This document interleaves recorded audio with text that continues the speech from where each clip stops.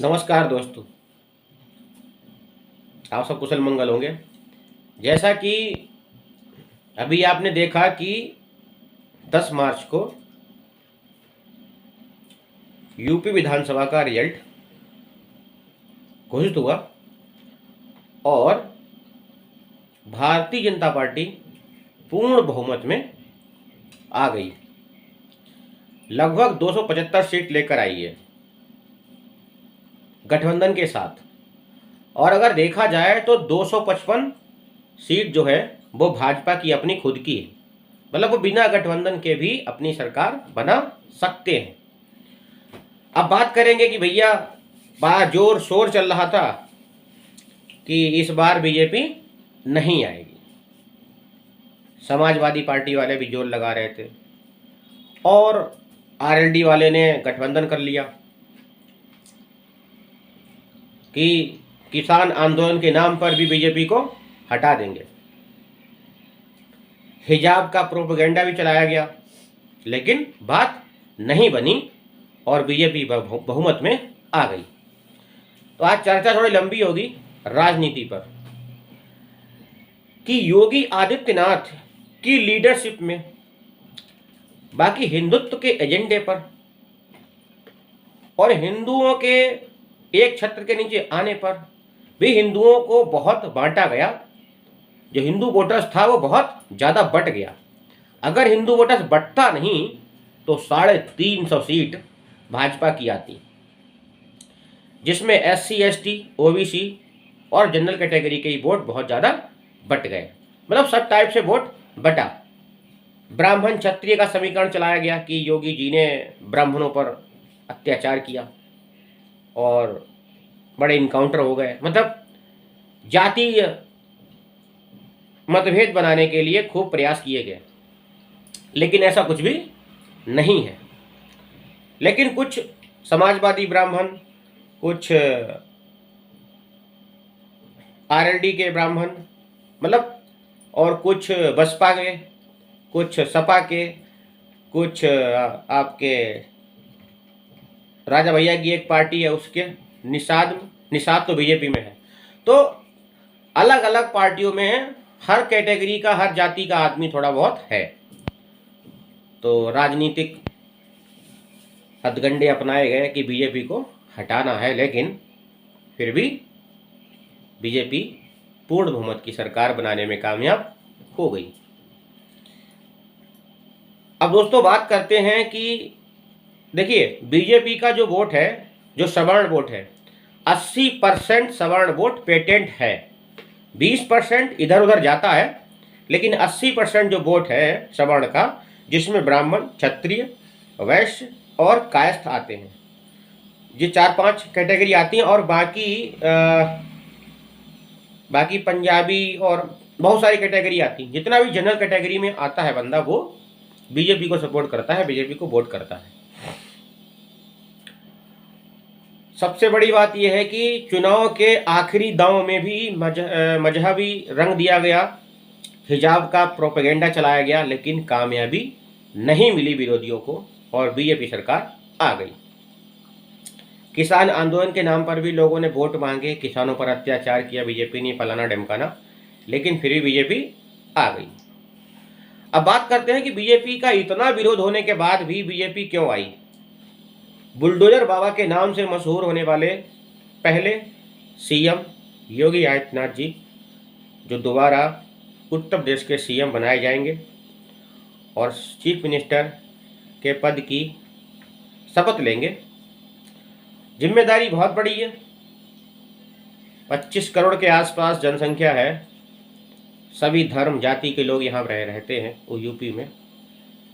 तो हार जीत तो लगी रहती है, लेकिन सबसे बड़ी चीज़ है कि शांति से जीत को स्वीकार करके और जो आपके कंधों पर भार है या जिम्मेदारी है उसका निर्वहन करें, और जो आपने संकल्प पत्र में वादे किए हैं और आगे आपकी जो भी प्लानिंग है, योजना है, उन सभी कार्यों को क्रियान्वयन तरीके से प्रक्रिया में लाएं और उत्तर प्रदेश की जनता का विश्वास जीतें, ताकि जब आप दोबारा से तीसरी बार में जब चुनाव में आएँ तो आपको वोट के लिए संघर्ष नहीं करना पड़े।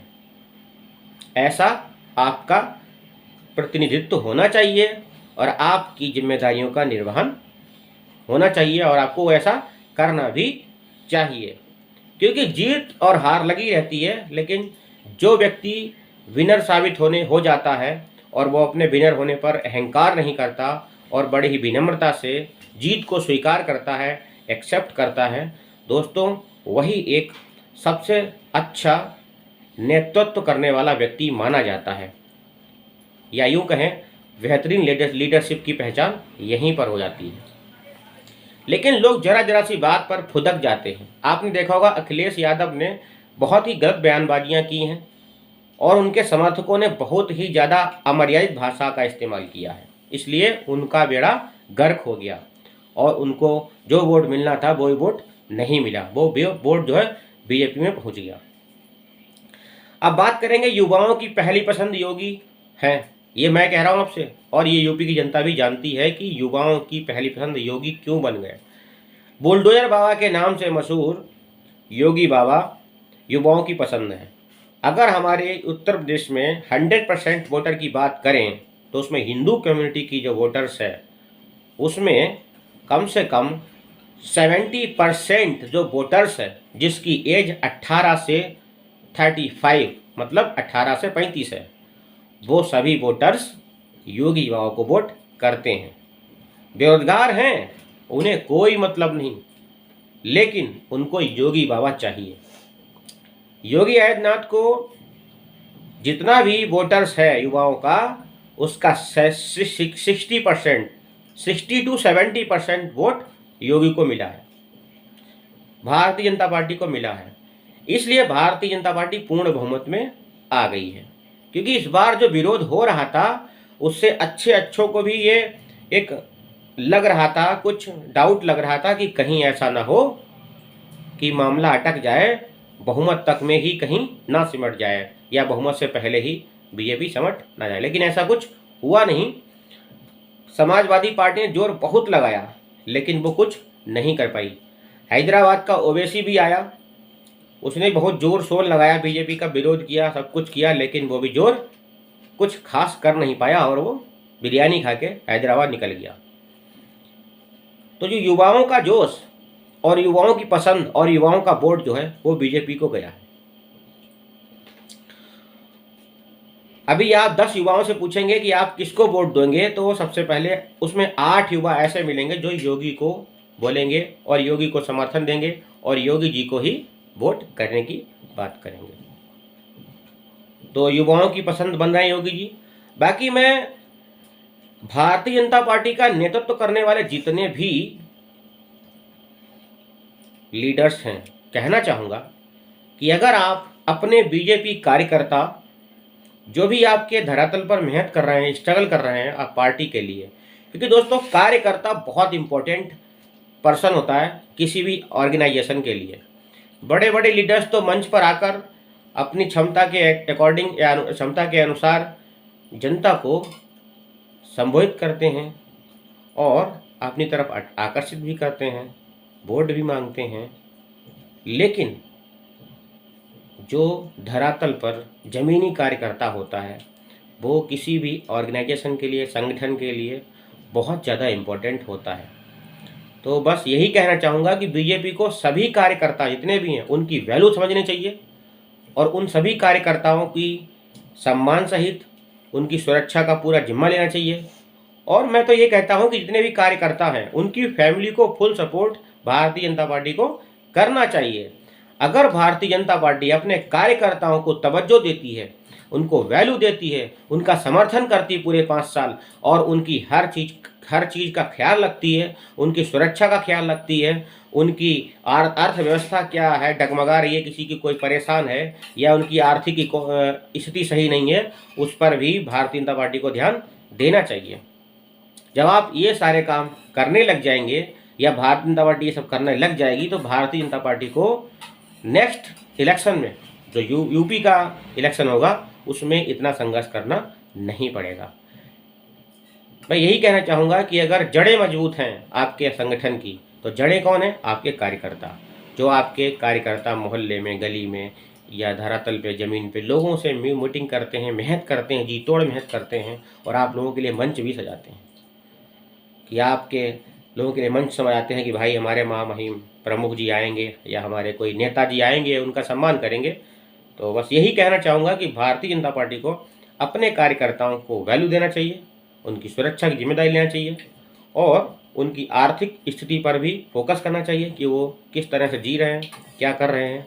उनकी फैमिली का जो भी परिवार का सिस्टम है उसको भी देखना चाहिए और उनको आर्थिक मदद भी देना चाहिए। दोस्तों, मेरा बस यही मैसेज है भारतीय जनता पार्टी को और भारतीय जनता पार्टी के कार्यकर्ताओं को हमारी वीडियो अच्छी लगे या जो भी हमारे जितने भी इंडियंस या भारतीय हमारे देख रहे हैं तो वो हमारी वीडियो को लाइक करें, शेयर करें, सब्सक्राइब करें। हार जीत लगी रहती है, लेकिन भारतीय जनता पार्टी ने इतना विरोध होने के बावजूद भी अपना परचम लहरा लिया है। ये कोई छोटी बात नहीं है, ये बड़ी बात है। नरेंद्र मोदी जी ने भी बहुत अच्छी लीडरशिप की, बाकी और भी कार्यकर्ता थे, कई सारे संगठन थे, हिंदू संगठन थे, इन्होंने भारतीय जनता पार्टी को सपोर्ट किया और योगी जी भी इस समय फायर ब्रांड नेताजी बन गए हैं और अभी उनका नाम बहुत बढ़िया करके ब्रांडिंग हो चुकी है। योगी का नाम अब बच्चा बच्चा यूपी में तो जानने लगा है और योगी का जो नाम है वो अदर कंट्री में, जो आसपास जो कंट्री हैं वहाँ भी लोग जानते हैं। तो एक अच्छे नेता के रूप में उभर कर आ रहे हैं योगी आदित्यनाथ जी। तो बस यही कहना चाहूँगा कि अपने कार्यकर्ताओं को सिक्योरिटी दें और उनकी आर्थिक सहायता करें। जय श्री राम दोस्तों, जय हिंद, वंदे मातरम।